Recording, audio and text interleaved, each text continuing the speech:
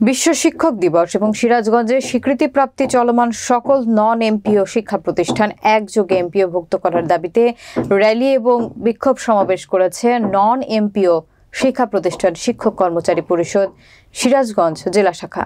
বিস্তারিত দেখুন সিরাজগঞ্জ জেলা প্রতিনিধি আশরাফুল ইসলাম জয়ের তথ্যচিত্রে। শনিবার সকাল 11টার দিকে সিরাজগঞ্জ শহরের বাজার স্টেশন এলাকা থেকে শিক্ষকদের একটি র্যালি বের হয়ে শহরের প্রধান সড়ক প্রদক্ষিণ করে শহীদ এম মনসুর আলী অডিটোরিয়াম শেষ করে বিক্ষোভ সমাবেশ করেন। র্যালি শেষে নন এমপিও শিক্ষা প্রতিষ্ঠান শিক্ষক কর্মচারী পরিষদ সিরাজগঞ্জ জেলা শাখার সভাপতি মোহাম্মদ আবু ছাইমের সভাপতিত্বে এবং সাধারণ সম্পাদক মোহাম্মদ আবু তারেক হাবিবের সঞ্চালনায় বক্তব্য রাখেন সংগঠনটির সিনিয়র সহসভাপতি রায়হান কবির মিঠু, সাংগঠনিক সম্পাদক আবুল কালাম আজাদ, অর্থ সম্পাদক মাহবুবুর রহমান খান, প্রচার সম্পাদক জান্নাতুন নাইম, দপ্তর সম্পাদক লুৎফর রহমান সহ অন্যান্য নেতৃবৃন্দ। এ সময় বক্তারা বলেন, শিক্ষা প্রতিষ্ঠান এক হওয়ার সত্ত্বেও শুধুমাত্র নন এমপিও শিক্ষা প্রতিষ্ঠানের শিক্ষক কর্মচারীগণ বেতন ভাতা থেকে বঞ্চিত এবং চরমভাবে বৈষম্যের শিকার।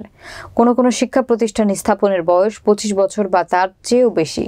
অনেক শিক্ষক কর্মচারী বিনা বেতনে অবসরে গেছেন, কেউ বেতনবিহীন অবস্থায় রোগে মৃত্যুবরণ পর্যন্ত করেছেন। এমপিওভুক্ত একটি চলমান প্রক্রিয়া, কিন্তু দুঃখের বিষয় বিগত আওয়ামী স্বৈরাচারী সরকার নির্বাহী আদেশে কিছু সংখ্যক শিক্ষা প্রতিষ্ঠান রাজনৈতিক বিবেচনায় শর্ত শিথিলপূর্বক এমপিওভুক্ত করেছেন। প্রয়োজনীয় যোগ্যতা থাকার পরেও অনেক নন এমপিও শিক্ষা প্রতিষ্ঠানকে এমপিওভুক্তি থেকে বঞ্চিত করেছেন।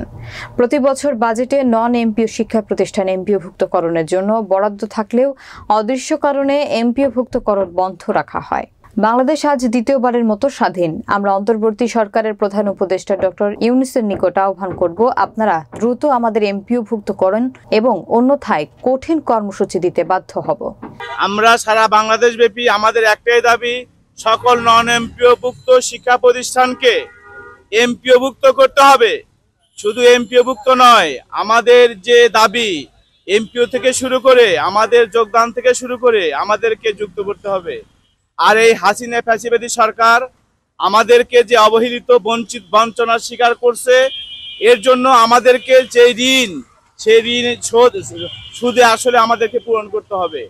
আমাদের অন্তর্বর্তী সরকার যারা আছে তাদের প্রতি বিনীত আমাদের প্রার্থনা থাকবে, দাবি থাকবে, আমাদের এই দাবি খুব স্বল্প সময়ের মধ্যে যদি আমাদেরকে এমপিও দেওয়া না হয়, তাহলে আমরা আমাদের কর্মসূচি দিয়ে ঢাকা কেন্দ্রিক আমরা আন্দোলন দিতে বাধ্য হব। আপনারা সকলে জানেন যে বাংলাদেশে অনেক শিক্ষা প্রতিষ্ঠান এখনো এমপিও নন এমপিও অবস্থায় রয়েছে এবং বিগত সরকার তার স্বজনপ্রীতি এবং তার বাবা মা ভাই বোন আত্মীয় স্বজনের নামে কোনো নীতিমালা ছাড়াই অনেক শিক্ষা প্রতিষ্ঠান এমপিও প্রদান করেছেন। তো আমরা যারা নির্যাতিত নিপীড়িত নন এমপিও শিক্ষক এবং কর্মচারী বৃন্দ আছি, তাদের আমাদের প্রাণের দাবি সকল নন এমপিও শিক্ষা প্রতিষ্ঠানকে একযোগে এমপিওভুক্তকরণ। তারপর হলো যোগদানের তারিখ হতে বকেয়া বেতন এবং জ্যেষ্ঠতা প্রদান করা। তারপর হলো 3 নম্বর হলো বিনা বেতনে যারা অবসর গ্রহণ করেছেন তাদের আর্থিক ক্ষতিপূরণ প্রদান এবং অবসর ভাতার ব্যবস্থা করা। তারপর হলো যেসব শিক্ষক বিনা বেতনে পাঠদান অবস্থায় মৃত্যুবরণ করেছেন তাদের পরিবারবর্গকে অবসর ভাতা এবং আর্থিক ক্ষতিপূরণ প্রদান এবং সর্বোপরি দেশের শিক্ষা ব্যবস্থার সকল প্রকার বৈষম্যের অবসান। এই বলে শিক্ষক অবহেলিত নিষ্পেষিত, তারা বিনা বেতনে বছরের পর বছর চাকরি করছে, তাদের পরিবার নিয়ে অভুক্ত হয়েছে। এটা এই অবকাঠামো উন্নয়ন মানে দেশের অনেক কিছু উন্নয়ন করেছে, কিন্তু শিক্ষকের উন্নয়ন হয় নাই। এটা একটা তামাশা ছাড়া আর কিছু নাই। আমরা আমাদের মাননীয় প্রধান উপদেষ্টা উনি একজন শিক্ষক, আমরা আশা করি উনি শিক্ষকের এই সমস্যাগুলো বুঝতে পারবে। প্রতিষ্ঠানগুলো যাতে এমপিওভুক্ত হয়, এই জন্য আমরা আজকে আন্দোলনে নেমেছি। এটা যেন ফলপ্রসূ হয়, আপনারা সেটা বিবেচনা করবেন।